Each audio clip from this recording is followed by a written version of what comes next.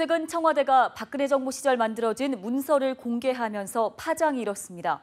공개된 문서들의 내용이 충격적이었는데 전 정부 시절 청와대가 다양한 문제에 개입하려고 했다는 것이죠. 그런데 일각에서는 문서의 내용보다는 공개 자체가 잘못됐다는 주장도 제기되고 있습니다. 청와대 문서를 공개하는 것이 현행법 위반이라는 것, 왜 이런 논란이 생긴 걸까요? 고일한 기자가 여의도 쪽집게에서 짚어봤습니다.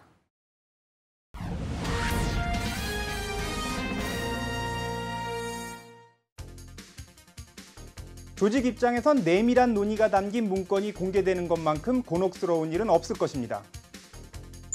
특히 청와대 같은 권력기관은 더욱 그렇습니다. 과거 정권에서도 비밀 문건이 공개돼 파문인 경우도 적지 않았습니다. 그래서 지금까지 청와대에서는 비밀을 지키기 위해 여러 가지 방법을 사용했습니다. 먼저 물리적인 장치입니다. 최근 청와대에선 민정수석실 인근에 설치된 검색대가 철거돼 화제가 됐는데요. 이 검색대에는 특수용지에 인쇄된 문건의 반출을 적발하는 센서가 장착됐습니다. 이른바 비선실세 문건 유출 사태 이후 우병우 전 수석의 지시로 설치됐다고 합니다. 두 번째는 법적인 장치입니다. 지난 2007년 제정된 대통령 기록물 관리법이 대표적입니다. 이미 전문가들은 문재인 정부의 전임 정부 문서 공개가 대통령 기록물 관리법 위반이라고 지적한 바 있습니다.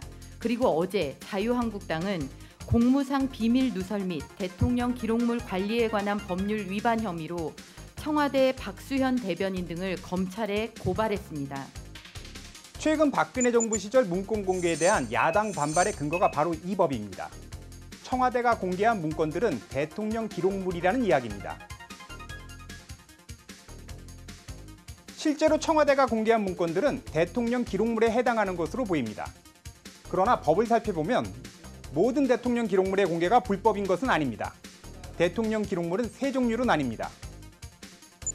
우선 대통령 기록물 중 일반 기록물은 열람에 아무런 제약이 없습니다. 일반인도 열람이 가능합니다. 두 번째, 비밀 기록물이 있습니다.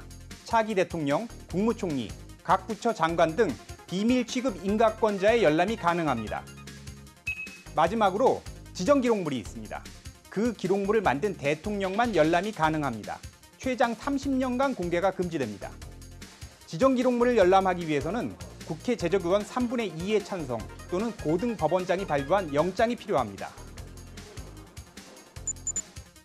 만약 이번에 청와대가 공개한 문건이 지정 기록물이라면 야당의 주장대로 불법입니다.